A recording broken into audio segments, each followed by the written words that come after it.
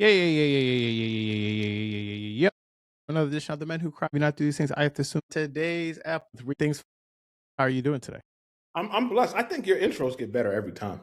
I do. I think your Well, intros. I've been doing this now for like a year plus, so I would hope they don't get worse. You know what I'm saying? Listen, I'm going to speak this into fruition, but this time next year we'll be on Radio Row. We'll be on Radio Row. Have a few free sponsors, maybe some black-owned businesses that are sponsoring us, send us out there. And I say we, motherfucker, because when your man gets on, we all get on. So, Exactly, you know bro. what I mean? We'll get Dr. Umar's funding from the school with our kufis on, and we'll just be there, bro. That's all I'm saying. Oh my God, what's Listen, going on? son, you know what I'm saying? That school's coming at some point. Yeah.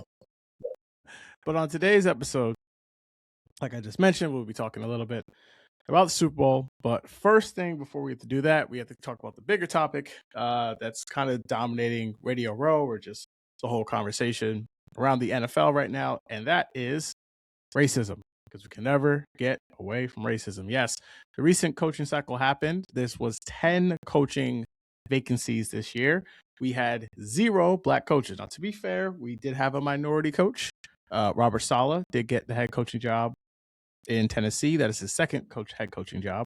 And I think me and Reek would both agree that he's well deserving of a head coaching job, right? Like Robert Saleh is a very good head coach. We have 3 black head coaches. We're going to look up, and it's going to be March, and we're going to look back and be like, damn, COVID was 6 years ago, right?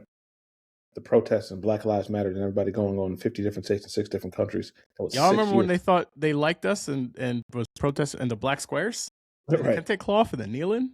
So, and shout out to whomever works in the NFL production who kind of handicapped that movement and got the players to participate in all that, and then the front offices and league office had no idea, and they made that moment kind of bigger than it was beforehand. But to answer your question, and then the reason why I referenced that 6 years is because that the DEI hiring and diversity at the forefront became such a hot topic issue 6 years ago, or more than it had. They were post Barack Obama, we're post all that, and like that's great. We're moving the ball down the field, as people would say, but it's shown to be this this history repeating itself, this very circuitous motion of nothingness, right? So, Raheem Morris is on a 4-game win streak, and if he doesn't have a blunder against the Jets, Atlanta Falcons go to the playoffs. You know what I mean? And he does that mostly with the inexperienced quarterback or backup quarterback. You just see him kind of, Mike Tomlin stepped down. He wasn't, for what we know, he wasn't forced out, but we all see it, the writing on the wall. He's been there for, nearly 2 decades, just as long as the rules been. And to be fair to Tomlin, I feel like if he wanted to coach again, he would have gotten a job. Yeah, right. And so there's that. But, there's plenty of opportunities that other people could have gotten that they didn't. Shout out to Brian Flores and being the highest paid defensive coordinator, and he is an innovative and scheme-driven coach, right? He's shown that he doesn't necessarily need the marquee players, but he can do it as a tactician, mentally. But that's what's really lacking in the league, right?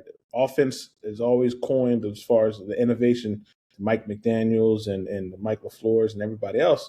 And you don't see that on the offensive side of the ball as it relates to any black coordinators. They weren't even given that opportunity. And as we all know, with coaching, if it's not a hiring from within model, it's definitely there's a pedigree of a roadmap that's followed. And if you're not being put in a position to be a coordinator, you're never going to be, taking a chance on to be a head coach. JT Barrett did a great job with Caleb Williams in Chicago. He should be starting to get consideration. We don't know about that. And there's plenty of other, Byron Leftwich was offensive coordinator for a Super Bowl championship team and is out of the league. Things like that have been going on. And you see that there's not really an easy fix here. The Rooney Rule in itself is more so just a benchmark for things, or a check mark for things to come. But it's just part of the process. It's not anything that that's attached to the success of the league and or a team. If the league or CBA enacted like, hey,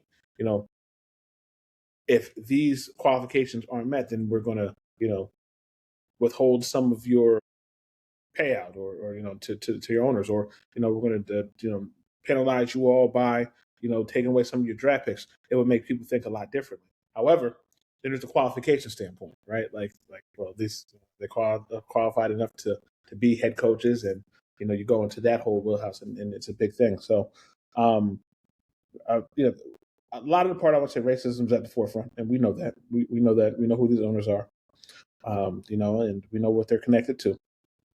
I think the biggest part for me is the idea that representation definitely matters when when a large part of your workforce is Black. Mm-hmm. That's where it needs to start. So, yeah. And the thing is too, I think you kind of touched on it too. First of all, shout out to Mike McDonald, African American hire that you might not know about, but but still, Mike McDaniel. You talked about now this new with this new pipeline of seeming like it's going to be quarterback whispers are kind of getting it in, or you're having these quote unquote boy geniuses, because we are essentially hiring either the CEO types during this round, Mike McCarthy, John Harbaugh, or boy geniuses, right? Matt LaFleur's little brother got the boy genius title. Cliff Kingsbury, I know he didn't get hired this cycle, but when he was coming up, he had a losing record in college and got the Arizona job. And got fired and got a head coaching job. Like that. So like when it, hate to make this analogy, but when women are upset that not like seeing that you cheat on them, right? Like at least make it look like something. And this is you got fired at Texas Tech off the back of having, I think it was Davis Webb, Baker Mayfield, Patrick Mahomes. And then and there was one other quarterback after that, and got fired. And then he fucked up and lucked into a head coaching job. We got the number 1 overall pick. Like there's some things that, and there's obviously connections. And screw that up too, right? Like it is dumbfounding to me that. Yeah. And wasn't Kyler? Was Kyler at Texas Tech and then went to Oklahoma? Like how did they? Because I remember they crossed over.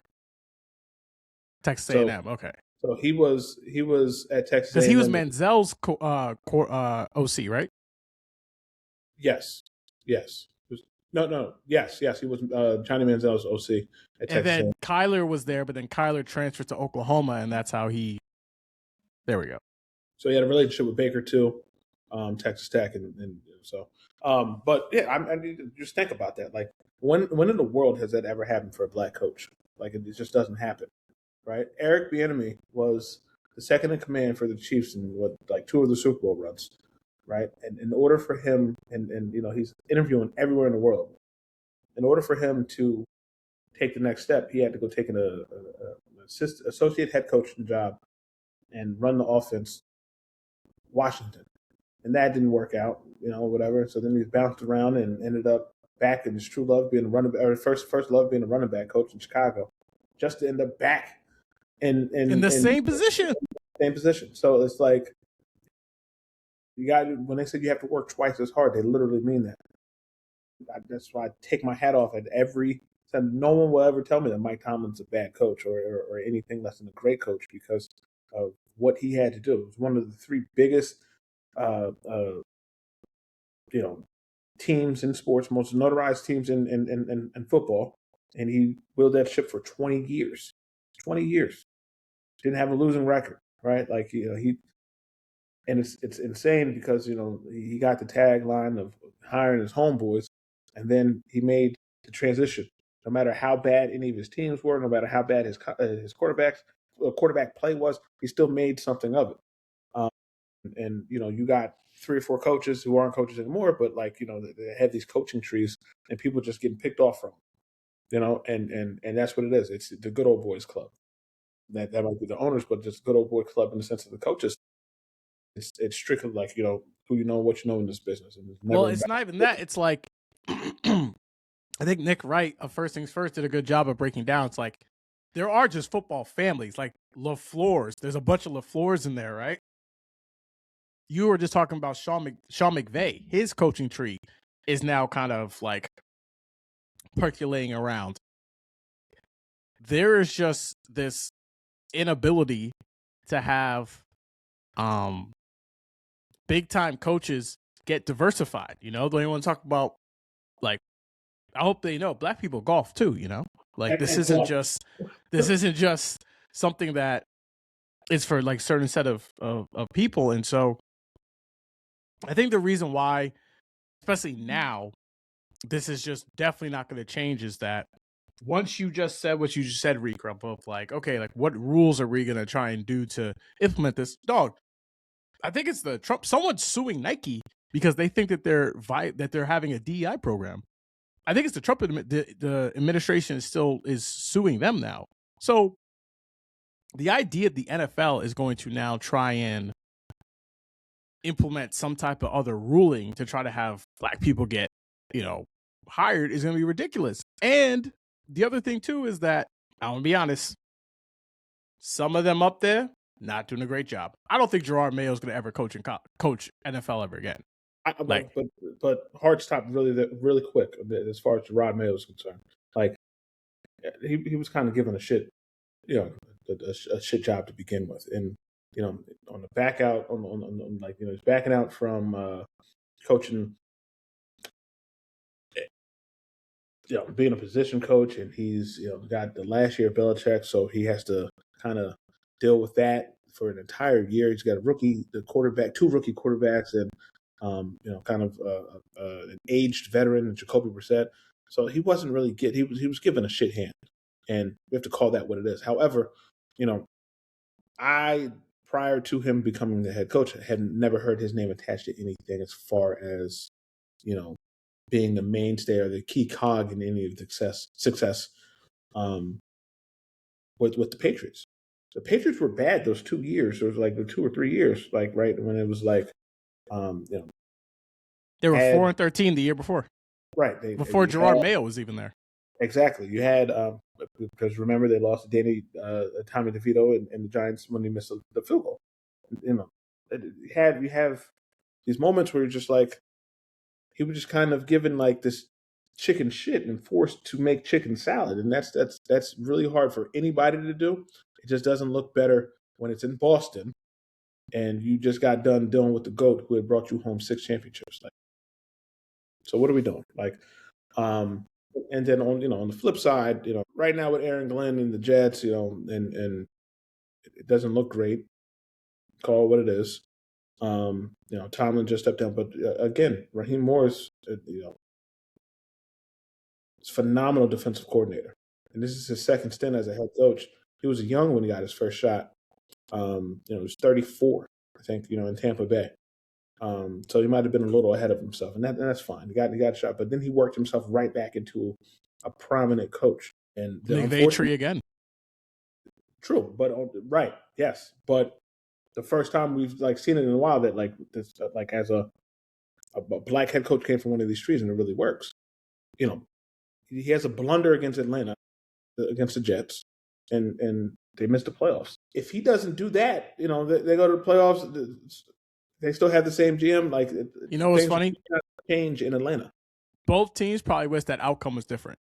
Yeah, because if the Jets lose that game, the Jets have the number 1 pick. If the Falcons win that game, the Falcons are in the playoffs. That's why there's never a winner. Like, I mean, there's never a loser in the sport. There's never a loser, right? You lose, and you know it benefits you in some regard, but like, you know, it's very ironic to me. Like, the more you lose, how that's attached to, you know, a higher place in drafting. But on the flip side, as it relates to like anything as far as top of funnel and diversity and head coaching and infrastructure and administration around the team, you know, if it was attached to anything as far as giving everybody an equitable opportunity, not just black folks, but women, handicapped folks, you know, people from, you know, that their English isn't their first language, and giving them an opportunity to coach if they love the game and they're really, you know, cherish the game, why not give them an opportunity if they're qualified for it? So, a lot of these head coaches are black head coaches are qualified that don't get an opportunity, and that's wrong. Yeah. All right. Well, seems like we're not going to be able to solve racism on the rest of this pod, but what we will be able to talk to you guys about is the big game, Seahawks versus the Pats. As of right now, the Seahawks are a 4.5 point favorite, which is a pretty sizable favorite. We're not going to break down every single thing for this because we only have a limited amount of time. But Reek, I just want to know, for each team, what's one thing you need to see for each team to win? For the Seahawks, the reason why they will win will be this. And for the Patriots, the reason why they will win is because of what? Can you tell me who the best player on the Seahawks defense is? That's a great question. About it, right? So it's just like they. You know what's are funny? It's not even to cut you off, right? It's funny because they were literally just having that conversation. It's like they have a team that's like almost like it's let me take a step back. I've been having this conversation with someone about basketball, right? Basketball is kind of moving into the space of football, where football is more of like a fence sport where you can't have any weak chains, right? It's you might not have like a strong position here or here, but if everything is at least solid, you'll have a strong fence and you'll be able to win a lot of games, right? Absolutely. That's kind of happening with basketball, and I won't get into that right now. That'll be for a basketball pod later. That's exactly how I look at the Seahawks defense, right? Because it's like, how old's DeMarcus Lawrence? 30. Yeah, it's like, is he their best player on defense? I probably wouldn't say that. Is it Devin Witherspoon? Maybe, and it's funny because you just said that. It's like, it's kind of like, I'm not gonna say nameless guys, like we just name a couple guys. This is where I'm going with this, right? Yeah. Like, but they're just solid players. They don't have a number one marquee person, and that's completely fucking fine because they're all really good at their job. You can say Devin Witherspoon, but because he was a top 4, top 5 pick, great. They got our guy back deep. They got Julian Love duct tape, right? And he's literally duct tape. Played outside linebacker with the Giants, slot corner, and safety. You got Leonard Big Cat up there, Ernest Jones. I asked the question because there's not a single person on the defense that's going to stand out more than any of the other ones. But what I do know is that if one of them isn't playing the way that they should be playing, they're fucked. And they move on a very, very cohesive. They're very, very cohesive. They're very, very in tune. They're very, very in line together from defensive scheme. I want everybody to go back and look at the kind of the game sealing defensive play that they had against the Rams on 4th and 4 going into the end zone.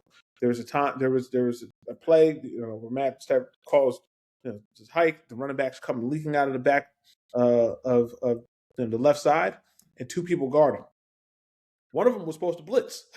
so they ended up double teaming who Matt Stafford was going to, and it's just like they're really smart and they're really instinctive, intuitive, but the unit is so cohesive and they're always on the same page. So I, as a unit, have my eyes on the defense. I'm not worried about the offense. Jason, he's going to do his thing. The offensive line is really, really solid. I love Kenneth Walker. He can dance with the ball. He also can finish. He gets tough physical yards, but he's smart with his body. Sneaky free agent this year, for those who don't know. In addition to that, I think the single best trade in the end season was Rasheem Shaheed. So I'm not worried about the offense. As a defensive unit, that's what I'm looking at. On the flip side, with the Patriots, Drake May, strictly Drake May. He's a top 2 MVP candidate. We'll find out tomorrow night whether or not he wins MVP. I think at this point we got to say it's probably Stafford, because Stafford, was doing his thing. But he's 23, and now everybody will see why the Giants were clamoring at the idea of trading up for him, right? Because he did this in a year. We just talked about the hellfire that the Patriots were a year or 2 ago. This guy was backing up, Jacoby Brissett for 4 or 5 games last year. He was out because he had a concussion and stuff like that. So, this is a year of him healthy. He's shown that he can do it with his feet. He's bigger than he looks. You know what I mean? He comes from a physical family. Them boys know how to how to win late. You know what I'm saying? And that's who I have my eye on. I have my eye on Drake May and the entire defensive unit of the Seahawks. Not just one player, every one of them. Yeah, because I don't think he can play I don't think he's played bad in these playoffs, right? Because one of the biggest things that I hate people doing, especially come postseason time, is looking at stats, Yep. right? Stats are important, right? But stats are not necessarily indicative of how the game plays, right? Absolutely. The reason why, and it's something that Herm Edwards said years ago, where he said there's some games where they're kicking games, meaning that if you kick the ball, you'll probably win, whether those are punts, whether those are field goals, whether those are extra points, and whether those are kickoffs. If you kick the ball the most, you will win the game. And the only reason the Pats beat the Broncos is because they kicked them more than the Broncos did. The Broncos turned the ball over essentially 2 times. And those 2 plays, or really 3 times, right? The 4th down stop, the fumble or whatever from, what's my man's name? Stidham, Jesus Christ. And the pick. Those are the reason why. And especially in the second half, we're like, you couldn't move the ball. You couldn't throw the ball. You're, a monster, not even a snowstorm at that point. And so I think he's going to have to play much better than he has in these playoffs for them to be able to win. But I'm ultimately looking at whether or not Sam Darnold will start seeing ghosts again. Yeah. Because the stinky as it's kept, and granted, I was listening to Bill Simmons when he was saying this, so again, take it for granted. He led the league in turnovers this year. He had 20 for the entire year. We're talking including playoffs. He had 20 turnovers, which is a lot. But also, like, that Thursday night game that they won against the Rams, I think turned the ball over 3 or 4 times. Like, the Rams had this number for a while. Like, the last game against the Rams, he was doing this. He cooked them. But that's because it's hard to beat a team 3 times. Yeah. You're only going to be able to do so many concepts. Like, I've seen this before. Exactly. And you're too late in the season to be installing shit. So it's just like, I got you. But I'm telling you, like, I'm not worried about it from the perspective of, like, it's not Matt Patricia back there calling the defense for the Patriots. You know what I mean? Mm-hmm. So it's like, it ain't that. It's not. It's hell, it ain't Vance Joseph. It ain't none of them. It's like, it ain't Brian Flores. I'm not saying Seahawks. I just got done giving them their credit. I'm just, I think for Sam Darnold himself, he's grown. He's grown. He makes a lot. No, he still makes errors, but he hasn't this playoff, and that much I think I'm encouraged by. Right. This is a good damn defense. Gonzo is very, very good. He's a lot more physical than a lot of people want to give him credit for. Courtland Sutton got into him a little bit. He did, but Gonzo's a really, really good defensive back in the corner. But this is going to be a good game. I'm really excited for it. Seeing ghosts is not where I'm like my big thing with Sandro. I want to see what that front four is going to do. That front four, they get after it. They play some hit it and get it football. And if he gets pressured, what's he going to do? He's going to run. Sam Darnold's at home though. You know what I mean? He's from California, and he spent time in San Francisco, so he might feel comfortable back there. Yeah. Who do you have winning? I haven't made my decision yet. Maybe I will within the next 20 minutes. Because by the time we get through this podcast, I can't even tell you why. I'm ultimately just going to go with the Seahawks, and the reason why is because I think that you actually took the guy who I think is going to be Super Bowl MVP, Raheem Shaheed. Yeah. I think that there's going to be a special teams play, and I think that's going to be the difference in the game. And I think ultimately, these 2 really good defenses. These are 2 really good defensive head coaches. First time I think they said in a while that we've had 2 defensive coaches match up in the Super Bowl. I believe it's since Quinn and Belichick in the 28-3 game. And so I think it'll be a special teams play. And I think the low scoring game. I'll take the under of whatever the score is on the game. But sliding over to a bit of the whole type of story is, I'm curious what you think. What do you think is going to be the bigger story of this game, or really of the entire Super Bowl? Do you think it will be the game, or do you think it's going to be the Bad Bunny performance? Yeah, I hope that people at least now, understand that, like, Bad Bunny's way bigger than football. Yeah. You see what he just did at the Grammys? But here's the thing I don't really get, because you could tell we were getting in a very cooked media space where people would said there are headlines where it's like nearly half the NFL players either didn't know who Bad Bunny was or didn't like him as a performer. And that's a very misleading headline, because it was like 54% wanted him to be the performer. But the thing about it is, who gives a fuck what they think? You're playing. It's like none of that even matters. You know what I mean? It's like, I don't understand what the backlash is so much. Like, it's because he's like, people say like he's not from America. Like, unfortunately, Puerto Rico is under the United States of America's province and control. I hate saying it that way. But that's the reality. So he's a citizen. Sorry. So you can't use that as an excuse, like, because we've had other non-citizens, people not from America, perform at halftime shows and give great halftime. Shakira brought out Bad Bunny a couple years ago. Last show, like, so what are we talking about? What are we talking about?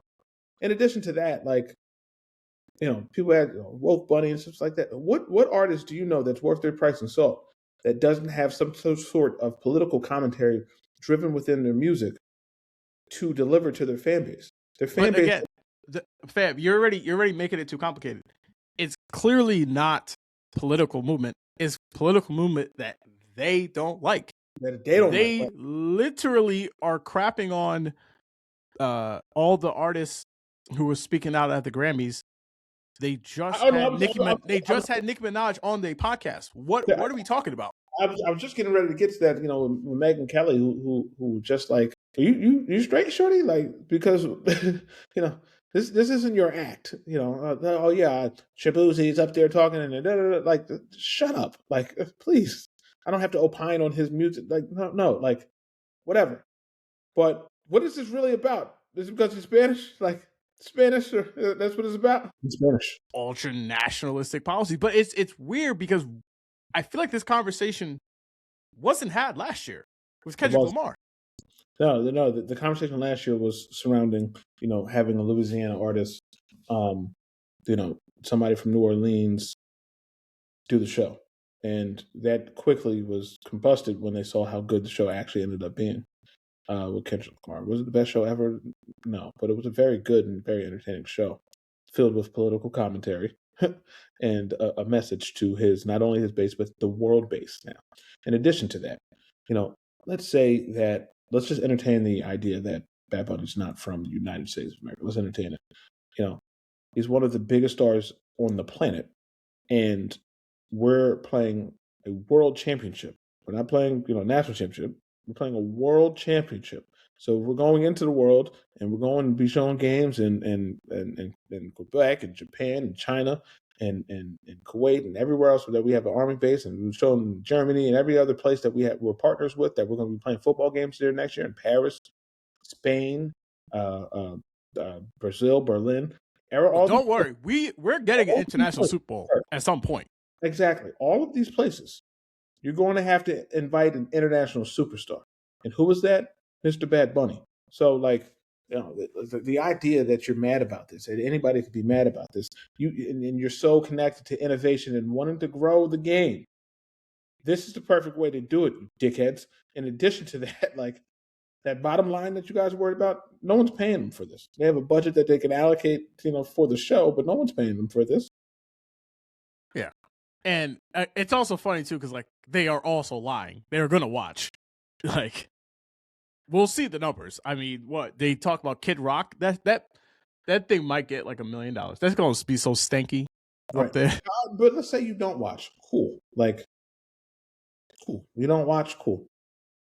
The conversation is going to be surrounded by, it's going to be dominated by this for the next 2 weeks. So you're going to be surrounded and inundated in it anyway. So just, like, take off your political blinders and just, like, if you don't like the music, if you don't feel it, cool. Like, you can turn it off. You don't feel it. He sings a lot of his music in Spanish. I like it because I see the women dance to it. That's why I like it. And then I'm starting to listen to it. I'm like, I know some of these words. And it's like, oh, he talking some shit. Like, I like it. It's rhythmic. It's, he's getting into it. You can hear it. I heard it in the spot. You hear it in the cars when the girls ride by. I like it. And, he fly. I mean, like, I like it. But if you don't like it, turn it the fuck off. Yeah, you have control over what's happening to you, just like how most of the things that happen, especially on that side, are things that they absolutely can. There's plenty of people who didn't Control. like us, and they're just like, all right, well, you know what I'll do? I'll turn it off.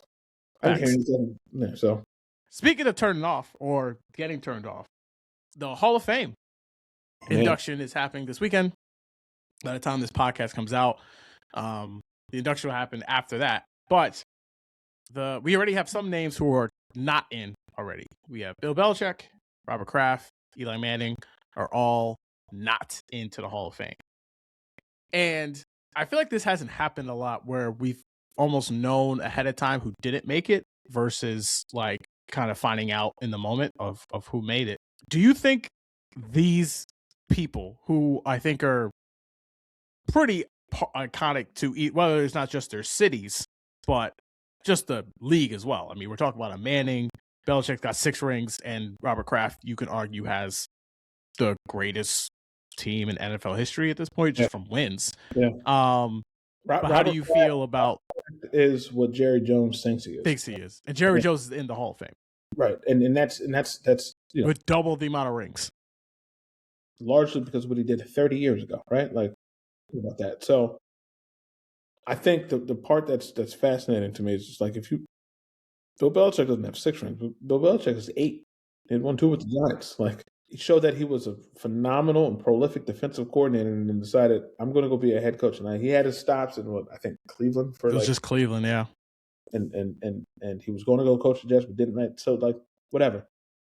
But part of it, a small part of it, about 7% of myself, I can understand why he's not in, and that's because he was a very dry and very unopen person to the media. Who controls the votes for this? In large part, the media. So I can understand their disdain and distaste for him because he was dry. He was very, very, very just like closed off and bring much flair and personality, and you know he kind of made an enemy of the media rather than making an ally. And he made it difficult for a lot of those people in the media. So that's the only thing I can say that I understand about why somebody would think like, I don't want to vote this motherfucker in the Hall of Fame. Hard stop. The other 93% of me is thinking like, what are you going to do? Spygate shit? Like, stop. The fuck? Like, stop. That's not enough. That's not enough. He did this with a 6th-round quarterback. He did the 6 championships with a 6th-round quarterback who was the 4th quarterback on the roster. He did it when he was his 2nd year in the NFL. 2nd year, won the Super Bowl, yeah. Right, 3 in a row, 3 out of 4. Right, like what are we doing? Then went 10 years without winning, and then won 3 more. What are we doing? Like he made football scientific for a lot of people who knew they wouldn't be able to excel athletically, and he made a system that a lot of people can participate in and thrive in. He was, in essence, an architect, kind of the same way Greg Popovich, which was to the Spurs. You know, but the difference is people like Greg Popovich. That's really the only difference that we are talking about. Because if you really listen to what Greg Popovich said, he would shit on the media all the time. He did it all the time. He would do things against the league. Do you remember that time where they had that nationally televised game and he literally sent Ginobili, Parker, and Tim Duncan home? He sent them home against the Heat. On the Southwest, yeah. Exactly. The biggest draw in the NBA, I'm pretty sure pre-Warriors, you know, that you would have. Like, we haven't had a team since those 2 versions, the Warriors and that Heatles team, that you were like, I gotta watch this team play, you know? Yeah. And I mean, damn, like, we just not even going on a tangent, but like the Bulls, they're having the reminiscent of the Derrick Rose Bulls. One of the biggest games that team played was ending that Heat's streak. Yeah. Yeah, and that was like a big deal. I remember watching that game. That was a huge game. The Thursday night on TNT, I believe. So, like, yeah, and I mean, you have that. Granted, you know, we're only blessed with 17 weekends out of the year where we watch football, right? And so, but it is a growing soap opera, and every week there's a new episode. And him as the main character, or one of the main characters, he just never gave you much into his character arc, right? You didn't hear anything. Now we're hearing things, right? He's things we don't like, but yeah, dating a 25-year-old, and he's not doing a great job in UNC, but he's slowly coming around to it, and who has authority to access to his email and his office and things like that. Now we have like an idea of what's going on with him, but far too little, too late. But that's like a smidge. That's a smidge. We'll talk about the work. As a journalist, you have to remain, neutral and biased and unbiased and have as much objectivity as you're leading into, covering something. And this doesn't seem like that's the case. And as far as Robert Kraft is concerned, he's one and the same with him, right? Like, he looks like he probably enabled his fearless leader to not be cooperative with the media. In addition to, the Spygate and everything going on, that's something that resonated with the media, and that's the reason why he's not in. There's no other scandals or anything like that. And I take that back. There was a scandal with Robert Kraft, right? Oh yeah. You know what I'm saying? Some owners have done far worse. Far worse. You know what I'm saying? They just had to pay for it, bro. You know what I'm saying? Exactly. And as far as Eli Manning is concerned, there's a deeper science behind that. We do have to admit the fact that he was a 500 quarterback. We have to admit that. Did he perform greatest late? Yes. Did he have the net upwards of people want to credit his defense for the Super Bowl runs, but he never had a top 10 defense when he did it, right? One of those years his offensive line was awful in 2011. So he did that with a very young Victor Cruz and cast Mario Manningham and Hakeem Nicks, who weren't top 5 or top 10 in their respective positions. So Eli Manning and the people are like, oh, he's gonna get off his name alone. But he didn't win off his name. He won off his ability, right? Showed that he could be a great performer late, and he did. He took down. Not only did he beat Brady twice, and granted it's not a head-to-head matchup like people want to say when they get butthurt about it, but he went to Lambeau twice and won. At that point, they had lost 5 home playoff games in their entire history. Now they've had 2 of them on the hands of Eli Manning against Aaron Rodgers, who would say one of the best quarterbacks ever. Most certainly would rank Aaron Rodgers over Eli Manning, a lot of people. And once again, Brett Favre, who now has fallen out of the grace of many people, but still a Hall of Famer. Yeah. I mean, listen, Eli Manning has 8 playoff wins. 7 of them are on the road. He went down to Tampa Bay with a top 3 defense and got them up out of there.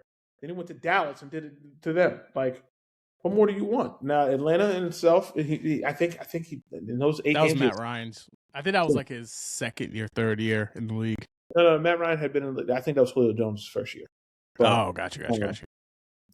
As far as his playoff numbers are concerned, he's turned over the ball twice in those 2 Super Bowl runs.